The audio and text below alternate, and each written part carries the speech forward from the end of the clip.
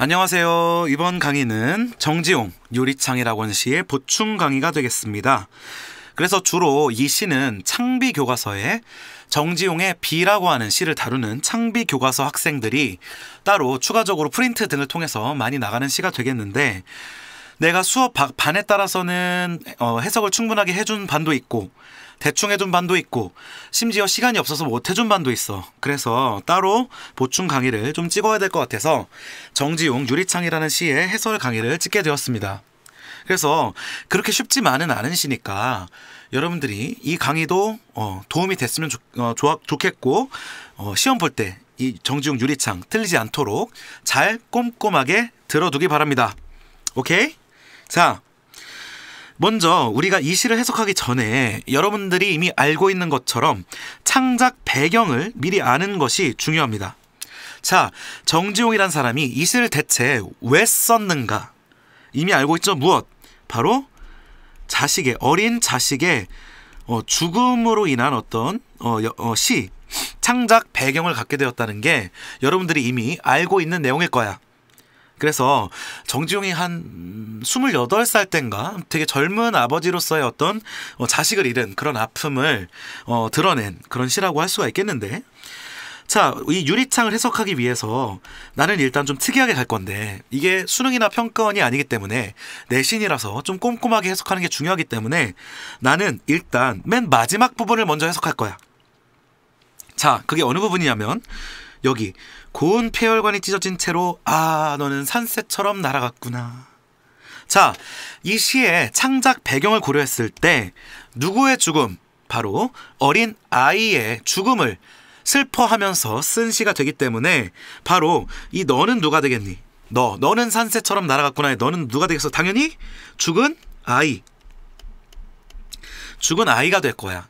죽은 아이가 다시는 돌아올 수 없이 떠나가면서 사라지는 모습을 마치 산새가 날아가서 돌아오지 않는 것처럼, 산새처럼이라고 하는 직유법을 통해서 표현하고 있는 부분이 맨 마지막 구절이 되겠습니다. 심지어 여기 표현 방식 하나 짚고 넘어가자. 뭐야 이거? 감탄의 방식. 바로 뭐야 이게? 자, 미안합니다. 자, 이거 뭐가 되겠어? 감탄을 표현하는 무슨 법? 영탄법이 될 것이고, 또 영탄법 요소 하나 더 있어. 뭐야? 날아갔구나. 그때 느낌표 보이지? 화자의 고조된 감정을 표현하는 방식인 영탄법이 드러나고 있다고 할 수가 있고, 참고적으로 바로 이 구절이, 마지막 구절이 이 시 중에서 화자의 정서가 가장 집약되고 가장 극대화되고 가장 고조된 그런 어떤 부분이라고 할 수가 있는 거야. 자, 그 다음에 고운 폐혈관이 찢어진 채로래. 여기서는 우리가 무엇을 캐치할 수가 있습니까? 바로 아이가 죽은 사망 원인, 죽은 이유에 대해서 추리할 수 있지. 정지용의 그 아이는 폐병으로 폐렴에 걸려서 죽게 되었어. 자, 그럼 왜 고운 폐혈관이니? 자기 아이니까 얼마나 곱겠니? 야, 어린애들 다 곱잖아. 손도 곱고 발도 곱고. 니네도 어릴 적에 다 고왔잖아. 그래서 그 고운 폐혈관이 찢어진 채로 여기서 아이가 폐렴으로 인해서 죽었다는 것까지 유추를 할 수가 있습니다. 자, 이렇게까지 뒤에 해석을 해놓고서 다시 앞으로 가서 좀 얘기를 해보자. 그래서 이 시에서 제목이 뭐냐면 유리창이라고 하는 시지. 당연히 정지용 시인이 유리창이라고 하는 소재, 유리창이라고 하는 이미지를 중요하게 생각했음을 알 수 있고, 그 다음 그 유리창의 의미를 묻는 것이 이 시에서 자주 나오는 그런 문제가 될 거야. 자, 본격적으로 첫 번째 줄부터 읽어봅시다. 유리에 그럼 여기는 뭐냐면 유리창이겠지. 유리창에 차고 슬픈 것이 어른거린데, 어른거리는 건 모습이 나타날 듯 말 듯 하는 걸 뜻하는 거지. 자, 그러면 이 차고 슬픈 것은 무엇일까? 아직은 안 나오지. 근데 벌써 우리가 이게 긍정적 의미인지 부정적 의미인지 정도는 유추할 수 있어. 차갑다. 어때? 마이너스. 슬프다. 어때? 마이너스. 뭔가 이 차고 슬픈 것이 긍정적이고 기쁘고 발랄한 정서라기보다는 어떤 슬픔이나 외로움이나 그리움 같은 그런 어떤 부정적인 감정들을 함축하고 있음을 알 수가 있겠지. 자, 여럿이 붙어 서서, 여럿이라는 건 맥없이라고 하는 뜻이거든. 맥없이 어디에 붙어 서니? 유리창에 붙어서 갖고 입김을 흐리우니 이렇게 돼 있지. 자, 이제 알 수 있어. 유리창에 어른거리던 이 차고 슬픈 것이 바로 무엇이야? 입김이야. 니네 겨울철에 유리창에 딱 붙어서 가지고 하고 입김을 불면 어떻게 돼? 유리창에 김이 서리지. 바로 그 모습을 표현하고 있는 부분이 이 부분이라고 할 수가 있겠어. 자, 근데 그러면 여기서 차고 슬픈 것은 일단 뭐란 뜻이라고? 바로 입김이란 뜻이야. 근데 1차적으로는 입김이라고 하는 뜻이지만 우리 내신에서는 더 나가서 해석하지. 2차적인 의미까지 해석한단 말이야. 그리고 여러분들 배운 학교가 있겠지만 바로 이 차고 슬픈 것, 이것이 입김, 즉 입김이 바로 죽은 아이의 모습, 죽은 아이의 이미지라고까지 확장해서 해석을 할 수가 있다는 거야. 왜 그런지는 다음 행을 읽어보면 나와. 길들은 양, 길들은 것처럼 얼어붙은 날개를 파닥거린다. 이 언날개는 아무래도 입김이 하얘니까 언날개라고 표현했을 것이고, 파닥거린다는 건 무슨 말이겠니? 니네 입김을 불면 색칠한 것처럼 그대로 남아있어? 줄어들지 크기가. 다시 불면 어때? 다시 커지지. 바로 그런 모습을 파닥거린다고 얘기하고 있는 거야. 근데 날개를 파닥거린대. 그럼 여기서 우리가 어떤 이미지가 떠올라? 바로 새의 이미지가 떠오르지. 근데 마지막 연에서 자기 자식을 무엇에 비유했니? 너는 산새처럼 날아가 버렸구나 이렇게 돼 있지. 바로 이와 같은 어떤 유기적인 연결성, 일관성을 볼 때 유리창에 서리고 있는 차고 슬픈 것, 그 입김, 즉 언날개를 파닥거리는 입김이라는 게 죽은 아이의 모습을 비유했다고 봐도 이렇게 보는 이유가 바로 여기에 있다는 거야. 알겠지? 자, 그래서 여기서부터 여기까지는 바로 무엇을 얘기하고 있는 거야? 유리창에 비친 입김, 어른거리는 입김을 통해서 그것을 새에 비유하면서 그것을 죽은 아이의 모습이라는 이미지로 확장시키고 있다는 것이 될 수가 있겠고, 표현 방식 하나 짚고 가자. 지금 입김을 무엇에 비유했어? 입김이라고 하는 무생물을 새라고 하는 생물에 비유했지. 여기서 바로 활유법이 쓰였다는 것도 체크하고 갈 만한 그런 정보라고 할 수가 있겠어. 자, 넘어가자. 지우고 보고 지우고 보아도 여기서 뭐가 드러나니? 바로 행위의 반복이 드러난다는 거야. 행위의 반복. 지우고 보고 지우고 봐도. 그러면 대체 왜 이 행위를 반복하고 있겠니? 그리고 여기서 지운다는 건 뭐야? 지운다는 건 그 입김을 지우고, 그러면 뭐겠어? 창문만 보이겠지? 근데 본다는 건 또 뭐야? 입김을 본다는 얘기야. 입김을 지웠다가 입김을 보고 입김을 지웠다가 입김을 보고 아니면 입김을 지우고 창문을 보고 이렇게 생각할 수 있겠지. 어쨌든 계속 지웠다 봤다를 반복하는 거야. 그 행위의 반복에서 드러나는 의미가 무엇인지 찾아내는 것도 내신에서 많이 나와. 이게 무엇을 상징한다? 바로 창작 배경과 연관지어 보면 아이에 대한 그리움이 나타난다고 할 수가 있겠고, 일단 아이를 보고 싶은 간절함이 나타난다고 볼 수가 있어. 왜냐하면 이 입김이 뭐였어? 바로 아이의 모습이잖아. 아이의 모습. 그러니까 만약에 입김을 보면은 그 이유가 뭐겠어? 그 입김을 통해서 아이를 느낄 수가 있기 때문에. 근데 입김을 지우는 이유는 뭐겠어? 그것이 아이가 아니라는, 이제 더 이상 아이는 만날 수 없다는 그런 어떤 절망감, 그것도 동시에 들 거 아니야. 그러니까 지우고 보고 지우고 보는 행위를 반복하고 있겠지. 지우고 보고 지우고 보아도. 중요한 단어, 새까만 밤. 자주 출제되는 중요한 단어지. 일단 새까만 밤에서 긍정적인 시어가 떠오르니 부정적인 시어가 떠오르니? 당연히 부정적인 시어가 떠오른다는 거야. 자, 이 새까만 밤은, 그 다음에 이 새까만 밤이 밀려나가고 밀려와 부딪힌대. 이게 무슨 말이겠니? 이게 왜 밀려나가고 밀려와 부딪히는 건 뭐와 대응되는 걸 거냐면 이 지우고 보고 지우고 본다는 그것과 연관되는 단어일 거야. 자, 일단 이렇게 창문이 있는데 입김이 서려 있어. 이 입김은 뭐였냐면 바로 새에 비유된 아이의 이미지야. 그러면 입김이 서렸을 때는 뒤에 보이는 새까만 밤이 강조되겠니? 아니면 이 입김이 강조되겠니? 입김이 강조되겠지. 그런데 여기서 입김을 지워버리면 어때? 입김을 지워버리면. 그러면 그때야말로 무엇? 바로 새까만 밤이 이 창문을 가득 채우겠지. 바로 입김을 지웠다 보는 걸 새까만 밤이 밀려나가고 밀려와 부딪히고라고 얘기를 한 거야. 그렇다면 이 새까만 밤이라는 것이 갖는 상징적인 의미가 무엇인지를 해석하는 것이 중요하겠지. 자, 새까만 밤은 긍정적 시어다, 부정적 시어다? 부정적 시어였어. 그러면 이 새까만 밤이 상징하는 것이 무엇일까? 배워서 알겠지만 무엇? 지금 화자는 이렇게 집이 있으면 여기 이제 유리창 이렇게 있어. 옆에서 본 거야. 그러면 새까만 밤은 어디에 있니? 유리창 안에 있어, 밖에 있어? 유리창 밖에 있단 말이야, 이 밤은. 그 다음에 유리창 안에는 뭐가 있니? 실내가 있고 불빛이 있어. 그 다음에 화자가 있는 거야. 오케이? 자, 그러면 이 실내라고 하는 거는 화자가 속한 공간이야. 근데 새까만 밤이라는 건 무슨 아무것도 없는 공간이지. 새까만 밤이라고 하는 게 뭔가 공허하잖아.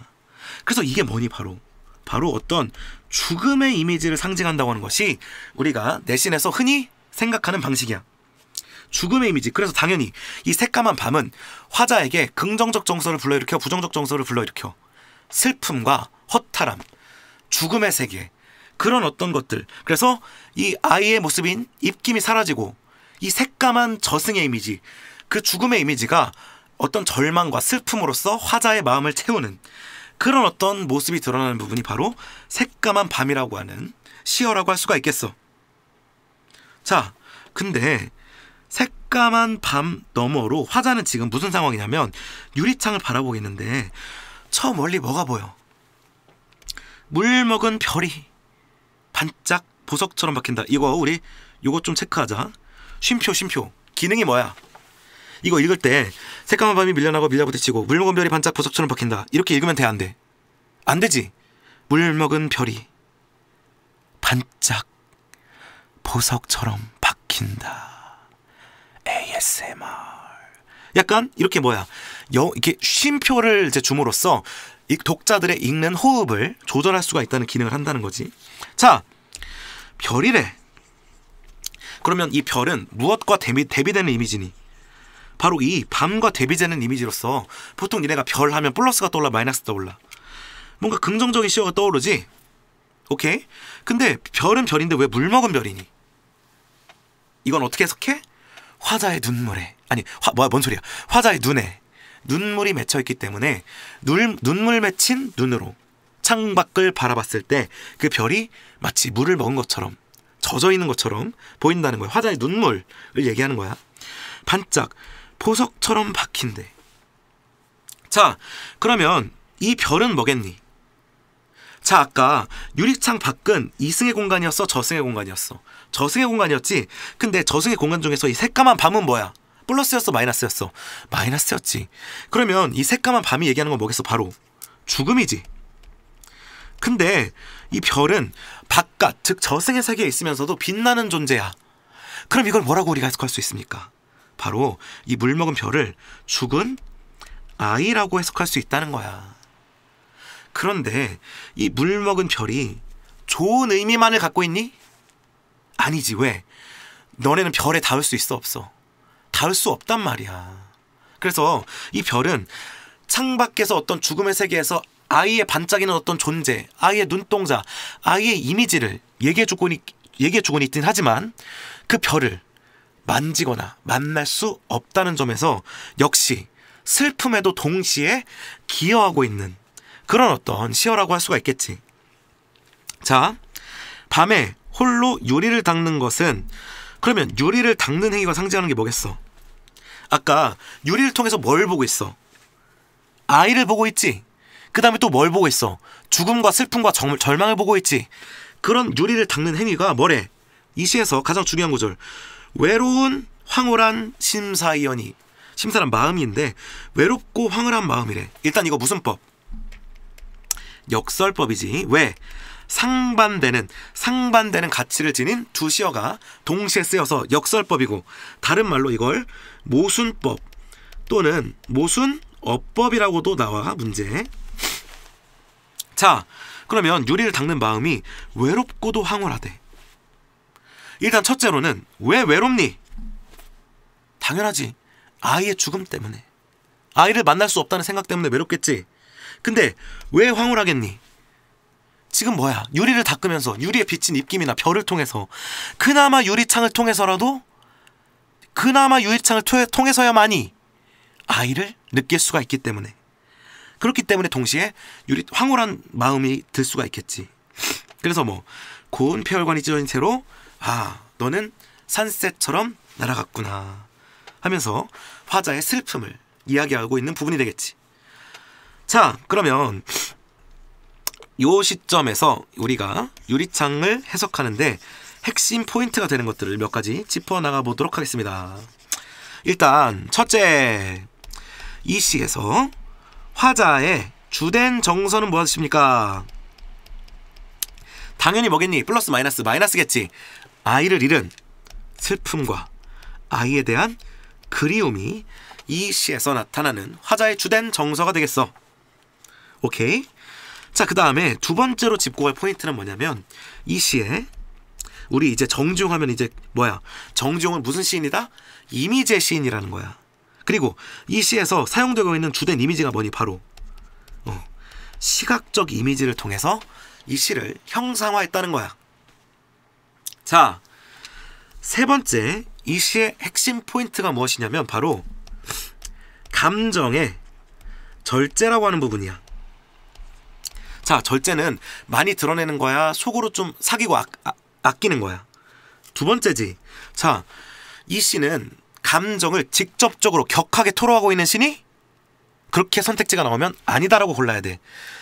이래 김소월의 초혼이라는 시를 한번 읽어봐. 그거 읽어보면 사랑하던 그 사람이여, 뭐 불러도 다 주인 없는 이름이여, 허공 중에 흩어진 이름이여, 사랑하던 사람이여 막 부르거든. 그게 왜 부르는 거야? 슬퍼가지고 막 목 놓아서 절규하는 거야. 근데 이 시는 그렇게 절망적이고 절규하는 감정의 직설적인 토로가 드러나니? 아니라는 거야. 감정을 아끼고 있다는 거야. 그러면 요 중요한 거, 이 시에서 감정의 절제라고 하는 요소, 즉 이 시에서 감정이 절제되고 있다는 거는 무엇을 통해서 드러나는가? 두 가지야. 첫째는 뭐냐면 바로 2번에서 언급한 이미지야. 감정을 직접적으로 언급하기보다는 시각적 이미지들의 배치를 통해서 간접적으로 돌려 말하는, 비유하는, 상징하는 그런 방식으로 자신의 감정을 드러내고 있기 때문에 우리가 감정이 절제되어 있다는 느낌을 받는 거야. 자, 둘째 요소는 무엇이냐면, 둘째 요소는 바로 학교에서 배웠나 모르겠는데 감정의 대위법이라고 하는 요소야. 자, 대위법 처음 들어봤니? 좀 생소할 수 있는데 위치가 대응된다는 거야. 서로 대립되는 어떤 두 개의 위치가 동시에 쓰이고 있다는 거거든. 자, 이 시에서 가장 대립적인 감각이, 대립적인 어떤 정서가 동시에 쓰이고 있는 부분이, 가장 결정적으로 나타나는 부분이 어디야? 바로 외로운 황홀한 심사지. 자, 이 시인은 외로움이라는 감정도 느끼고 있고 황홀함이라는 감정도 느끼고 있어. 이 감정은 서로 상통에 반대돼. 당연히 반대되지. 근데 만약에 시인이 외롭다 이것만 쓰거나 황홀하다 이렇게만 썼어. 그러면 감정이 한쪽으로 치우치니 균형을 이루게 되니 한쪽으로 치우치게 된단 말이야. 근데 이 시는 어때? 외롭다는 감정과 황홀하다고 하는 감정을 동시에 드러냄으로써 감정의 균형을 맞추고 있는 거야. 균형을, 저울의 균형을. 그러면서 자신의 정서가 외로움과 황홀함, 그 둘을 이중적으로 그 사이의 어딘가에서 갖고 있다고 하는 어떤 균형을 맞춤으로써 치우치지 않는 감정이 한쪽으로 치우치지 않는 어떤 절제를 획득하고 있다라고 여러분들이 이해를 하고 있으면 좋을 것 같아. 알겠습니까? 그 다음에 네 번째가 우리 봤던 것처럼 바로 방금 했던 역설법, 모순어법의 존재야. 무슨 거절? 외로운 황홀한 심사다. 그래서 왜 외로운지, 왜 황홀한지 여러분들이 대답할 수 있어야 된다는 거야. 마지막 5번째 키포인트, 바로 유리창의 의미가 무엇인가. 자, 유리창이라는 건 여러분들이 배웠겠지만 단절과 매개, 즉 연결의 속성이 동시에 드러나고 있는 이중적인 시어이다 라고 배웠을 거야. 이게 무슨 말이니? 애초에 유리창의 속성이라는 게 단절의 속성도 있지. 니네 그냥 공기로 뚫려 있는 게 더 단절적이야, 유리창이 하나라도 있는 게 단절적이야? 당연히 유리창은 안과 밖을 구분해주는 존재라는 점에서 단절적이지. 그러나 동시에 유리창은 매개적인 속성도 있어. 왜? 벽처럼 완전히 단절시키는 게 아니라 바깥을 바라볼 수 있게 하는 존재라는 점에서는 연결, 매개의 역할도 할 수 있다고 볼 수 있는 거야. 그러면 이 시에서 대체 유리창이 왜 단절과 매개의 역할을 동시에 한다고 하는가? 일단 첫째로 유리창은 왜 단절이니? 봐, 아까 유리창 안과 밖으로 우리 시를 나눠서 했지. 유리창 안은 뭐야? 유리창 안은 살아있는 삶의 세계, 이생의 세계야. 근데 유리창 밖에 새까만 밤은 무엇이야? 바로 저승의 세계인 거지. 그래서 유리창은 바로 이 이승과 저승의 구분점, 칸막이 역할을 하고 있다는 점에서 단절적인 거야. 오케이? 그 다음에 또 하나는 유리창에 이 차고 슬픈 것과 입김과 날개 이런 것들이 어리고 있지. 근데 볼 수는 있어. 그 다음에 이 물 먹은 별, 이 아이의 모습들을 볼 수는 있어. 그러나 유리창 밖을 우리가 나갈 수 있니? 만질 수 있니? 그럴 수 없단 말이야. 우리는 유리창 앞에 힘없이 서서 바라볼 수밖에 없는 그런 존재인 거야. 그렇기 때문에 유리창이 바로 단절. 그러면 이 단절을 단적으로 드러내는 심정이 뭐야? 바로 이 외롭다고 하는 심정이지. 오케이? 근데 동시에 유리창은 왜 연결, 매개의 의미를 갖니? 봐, 유리창이 아니었더라면 이 차고 슬픈 것, 입김, 날개 파닥거리는 거, 물 먹은 별, 이러한 아이의 모습을 볼 수 있기라도 했겠니? 아니겠지. 그래서 뭐야? 유리창을 보고 싶은 마음을 불러일으키는 점, 물 먹은 별을 볼 수 있게 하는 점, 그리고 뭐야? 황홀한 마음, 그나마 유리창을 통해서라도 아이를 볼 수 있는 그런 어떤 황홀한 마음을 불러일으키는 점에서는 뭐야? 아이와의 어떤 연결성이 강조되는 속성이라고 할 수가 있겠지.